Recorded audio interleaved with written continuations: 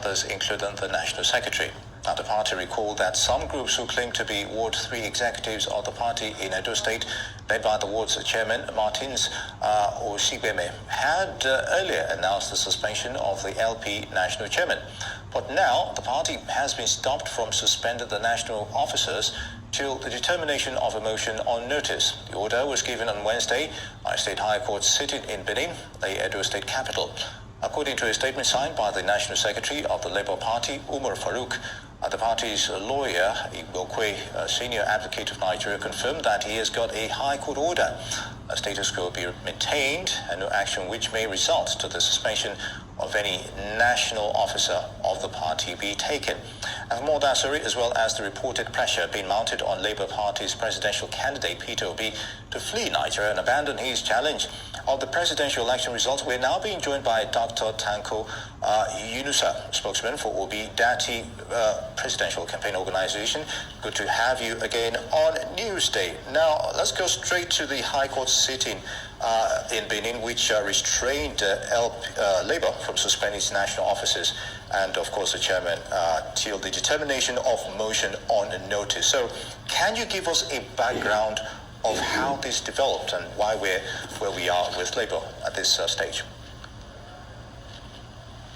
Well, I thank you very much for having me. And it's very clear that the Labour Party is the darling political party of most Nigerians as today. At least those of us who are interested in getting Nigeria back on the right track. And so every attack and every means of demarketing the Labour Party, including the presidential candidate, is the scheme that is being put into place at the moment now. And then it only makes us more popular, it makes us even more stronger, and then the more they throw things at us, the more we rebuff them and then make sure that we are doing the right thing on the right time. With regard to the issue of the court case, it was very clear that some certain individuals who feel they are being kind of sponsored and then being, being aided in order to destroy the legacy that is already been built over the years, collaborated and conspire against the leadership of the party. But interestingly also, the court now has already said, okay, stay action on this particular matter until when the substantive case has already been established. So we will wait so that until when the cases itself has already been adjudicated, and then the court make pronouncement accordingly. That's as far as we can say on the matter since it's already in the court of law. But as it remains, the party leadership still remains in focus. The chairman of the party, Barrister Julius Abure, and then the secretary of the party, the treasurer of the party, Ms. Oluchi, and Umar Farouk, and Ojuku are all very much in their positions until when the court says otherwise. And that is exactly what we will wait for. The Labour Party will seem to be spending a lot of time with law officers in the coming days. It seems that there's also threats that we've heard in order to get your presidential candidate to drop the case in court. We're hearing of threats severe enough to make him want to leave the country. I want to ask, how seriously are you taking those threats? What is being done about them? Have security services been contacted, and also what the temperature is like for those within the Labour Party, especially seeing as attack is coming from all sides? Well, you can see me smiling. Yesterday we just issued a statement as regard to what is happening within the system. There are serious threats against the Nigerian state. It's not about Peter Obi now. He has gone beyond that, because when you challenge the Nigerian state and then its unity, and then using religion and tribal sentiment in order to send a negative signal to the Nigerian people, of course, actually, those are the people who are a threat to the Nigerian society, not Peter Obi. Because it is very, very clear.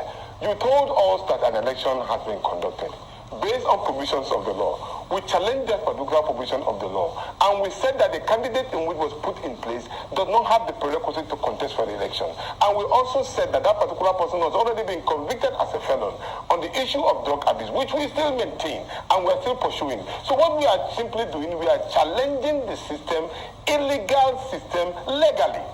I repeat, we are challenging the illegal system legally. And then it has become a problem for those who could not really contain this particular fact of the matter.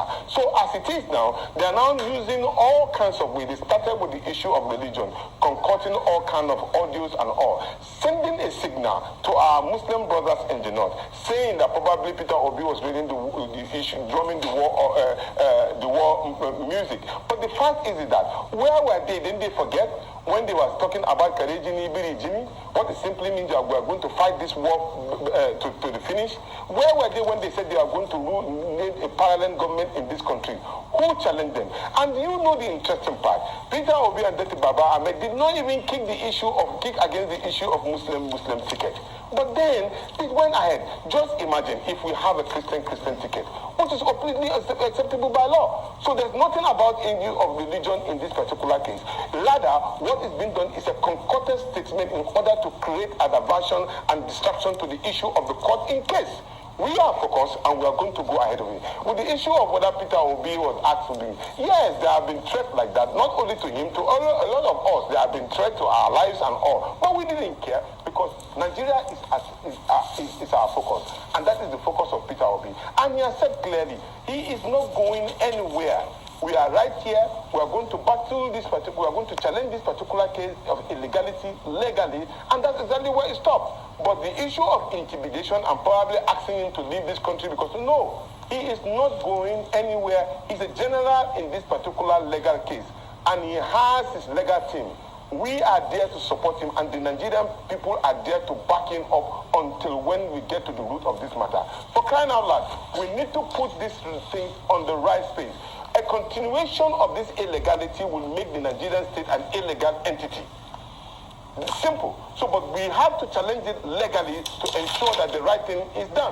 As far as we are concerned, we are not going to do anything aside from the provision of the Constitution of the Federal Republic of Nigeria, which every one of us adhere to. So, at this point in time, the idea of saying probably will abdicate the seat or run away to another country and then you will not deny us of coming into the country, no way. We are all going to be here and challenge this particular illegality, and challenging it legally, and make sure the Nigerian state is free and emancipated from the hands of those who want to put it into perpetual poverty and in terms of their own cronies and their families. Very good, Dr. Yunusa. But let's take a look at this again. Mr. Peter Obi went a step further not too long ago. He has accused the APC and government agencies of casting aspersions on his person.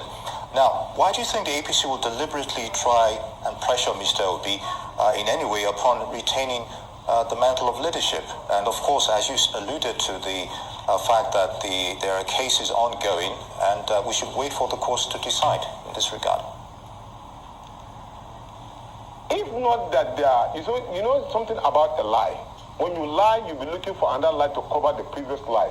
Can you see the contradiction between the Honorable Minister of Information who said that INEC deliberately, he mentioned the word deliberately, actually stopped the transmission of results on the Vivas. And then the INEC chairman also said to us that there were technical glitches. He didn't say that with deliberately. So you see, and then in order to change the narrative, he couldn't just address us here in Nigeria, where the whole matter was. He had to travel all the way to another country to go and address Nigerian matter. And that of course put the question into place that why are you going to another country? Because it is very, very clear. Those who are going to advocate for or tell the story of Nigeria were here in Nigeria and they saw these issues, first-hand information. It's not as if they were out of the country. No, nobody told them anything. They saw it by themselves that the 3 elections took place on the same day. Federal House of Representatives, the Senate, and both of these elections were being transmitted live in the IRF, but the presidential election was deliberately stopped. Deliberately, in order to create chaos within the system. Those are the people that are supposed to have been arrested. And here, for example, is where our security apparatus really need to go into place. Because these perpetrators of this particular audio, you need to find out where did it come from, what is the source, and how did it emanate from. And that is where I have to help, you have to help us here as pressmen. There's what you call investigative journalism. Before you see anything that you run with, find out exactly what is the source. There must be somebody that will accept to it that I was the one that produced it or how the way to generate it. Because one day you will find out that they will concoct something again and send it to the media and say that the President of the Federal Republic of Nigeria has said that he's not interested in ruling this country. It is possible when we allow such a thing to happen.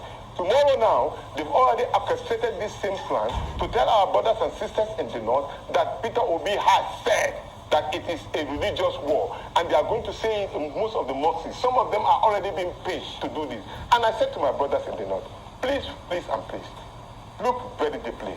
I feel pain as a Muslim. If my religion will be used to blackmail me, if my religion will be used to deceive me, if my religion will be used to lie on me, and then the same my religion will be used to govern me wrongly. For the past how many years that we have been in power, look at the same people who have put us in this perpetual poverty. We are still the same way. Our children are not going to school. Our people cannot go to their farms. People cannot travel from point A to point B. We have the largest number of poverty. We have the largest number of almajiri on the streets. And then these same leaders have not done anything to emancipate the northern people. But yet, they still go back to the same northern people and lie to them, manipulate them, tell them lies. And they will use our religion to deceive us. It is time we say no to those who are using this deliberately to put the Nigerian people, especially the people from the northern extraction, into abject poverty. And that is exactly what Peter Obi is out to fight. It's not about religion. This is the same man who said that don't vote for me because I'm a Muslim, I'm a Christian. Don't vote for me because I'm an Igbo man. Vote for me because I have the capacity and the competence to change the Nigerian state. And that's exactly what we are standing for. And we are asking that for the fact that for a very long time, these same people have put you in the same poverty line, would you start continuing to believe in their shenanigans and their lies and their concocted story? It is time to put a stop to it, and this is the best time to do it. I do believe that the Nigerian people, especially the northern people, do know the right thing from the wrong thing. Tomorrow, that's what they are trying to start to do. And of course, you know, and that is exactly what it simply means, that these are the same people who are concocting this particular lies in order to put this country in. We are obedient and we are peaceful, loving Nigerians, and we are ready to stick with the issue of the law as regard to what is constitutionally enshrined in the Constitution of the Federal Republic of Nigeria. Nothing more, nothing less. If the court today said that at the end of it all, we are found to lose, I can assure you that Peter Obi will go and congratulate the winner democratically. But aside from that, he said, he who seeks for equity must come with clean hands. And he who wants to be a president, who wants to be called an excellency, must come through an excellence way. It's simple and short.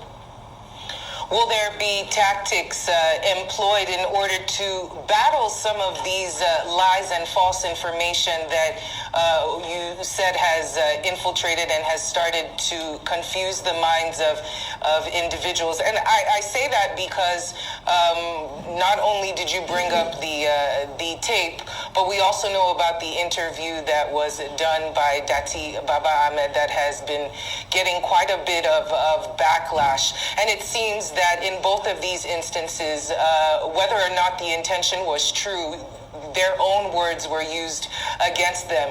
Is there going to be a more intensive PR campaign? I don't know if this is even possible with situations in court, but how do you begin to counter some of those alleged lies and concocted situations? How will you begin to do that in order to get the Labour Party and the obedience back into a place where the discussion isn't silly, you know?